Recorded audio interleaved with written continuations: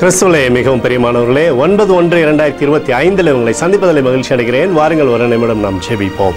அன்பு தகப்பனே, இன்றைக்கு என்னுடைய பாதுகாப்புக்காய் ஜெபிக்கும்படி என் தேவனுடைய சமூகத்தில் வருகிறேன். என் தேவனுடைய நிறைவும் அன்பும் ஆசீர்வாதம் விடுதலும் என்னுடைய வாழ்க்கையிலிருந்து செயல்படும்படி நீ செய்தரும்படியாய் ஜெபிக்கிறேன். எல்லா பொல்லாப்பு நாசமோச வேலைக்கு விலக்கி வர நீங்கள் பாதுகாத்துக் கொள்ளுங்க.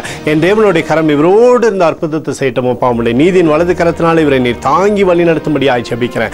இயேசு கிறிஸ்து சிந்தின பரிசுத்த ரத்தத்தை இவர் மீதும் ஒரு குடும்பத்தின் மீதும் ஒரு செய்கிற சகல காரியத்தின் மீது பூசுகிறேன். ஆகவே இந்த நாள் முழுவதும் மகிமையின் ஆசீர்வாதம் இவரோடு இருந்து செயல்படும்படி நீர் செய்தரும்படி ஜெபிக்கிறேன். நீதிமொழிகள் 10:22 கர்த்தரின் ஆசீர்வாதமே ஐஸ்வரியத்தை தரும் என்று சொல்லி எழுதப்பட்டிருக்கூடிய வார்த்தையின்படி கர்த்தாவே இவருக்கு சகல ஆசீர்வாதத்தின் தந்து இவரோட பேரை பெருமைப்படுத்துங்க.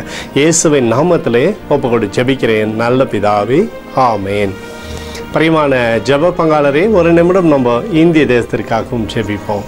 அன்பு தகப்பனே, 9/1/2025 இந்திய தேசத்திற்காக ஜெபிக்கும்படியாய் உம்முடைய சமூகத்தில் வருகிறேன். தேசத்தை நன்மையினாலே நீர் திருப்தியாக்கும்படியாய் ஜெபிக்கிறோம். கிருபை தேசத்திலிருந்து செயல்படட்டும் அப்பா.